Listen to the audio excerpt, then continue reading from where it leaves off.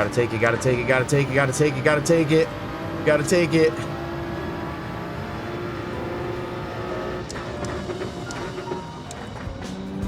Oh!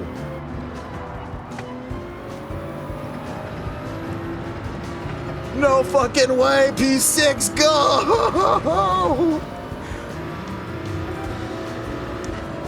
Oh, fuck.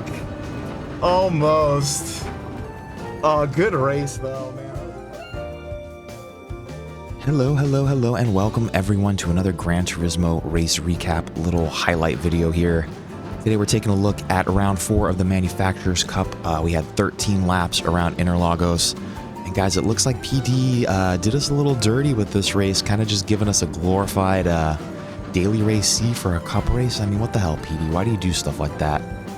I hate when you do things like that, but I guess it is what it is. We're still happy that we were able to participate in this one. Again, only able to get the one-time slot in. This was the last race of the night.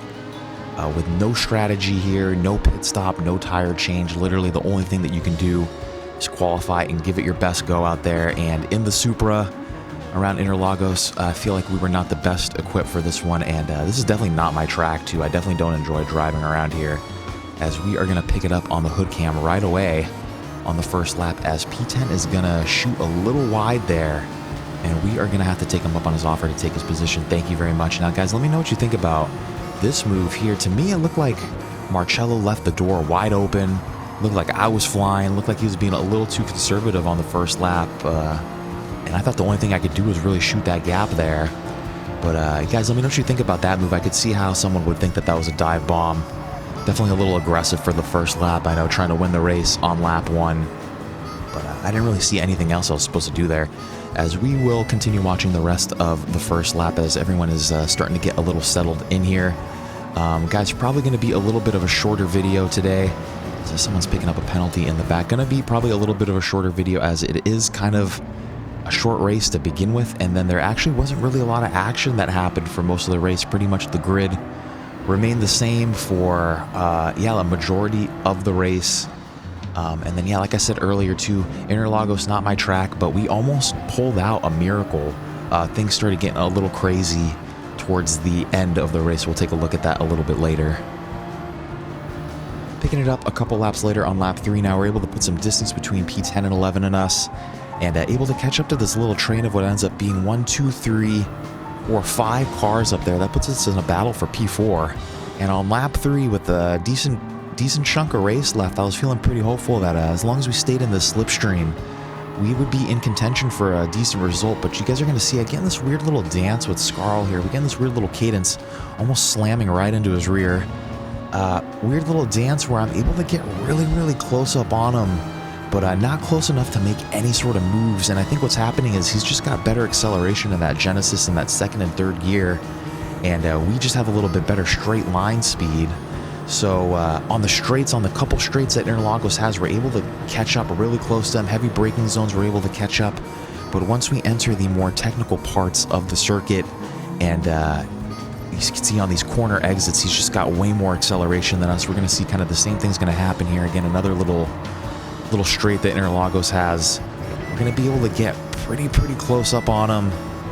But again, just not close enough to make any sort of move. And this type of dance is going to continue for a majority of the race for many laps, until finally around lap 10. We're going to see here, finally we're going to get some action. Let's take a guess at who's going to make the mistake here. Let's take a little look. You guys guess, what do you think is going to happen?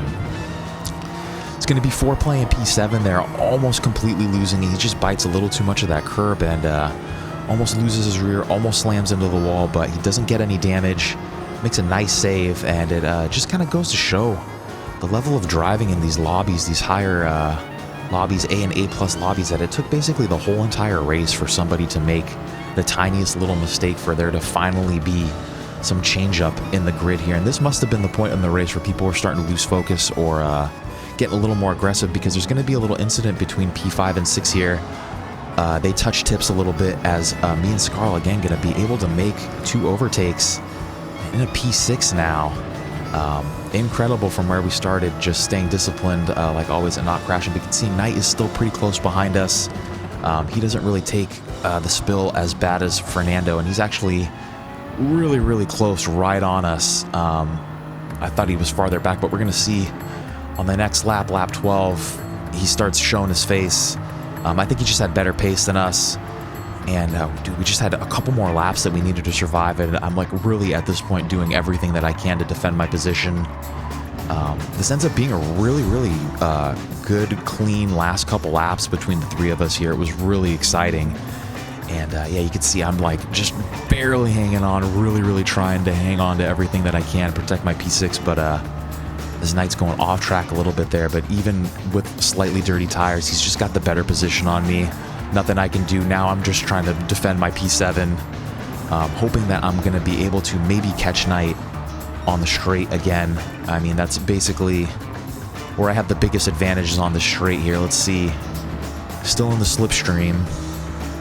Ends up being a really, really crazy final lap. Again, almost getting caught up in the same dance that we were in with Scarl, getting super close on the straight, getting some good momentum, but just, you guys are going to see, we're not able to really stick it around the outside here. We had to leave him a little bit of space here. We couldn't completely chop him off. He's still right on my side. And again, trying to hold on, but again, just better acceleration. The Super doesn't have the greatest acceleration. It's like maybe I should have been coming out in second gear there. But now Knight's going to do some little weird maneuvers here. He's kind of swaying across the track. One or two moves would have been cool, and that actually kind of screws me with my brain a little bit. He's, you know, cutting across the track like that. I end up smashing into the back of him a little bit, and losing that extra bit of momentum with that little bit of contact just allows Foreplay to sneak right past us. And I kind of wish that Knight wouldn't have done that. But what are you going to do? It's all right.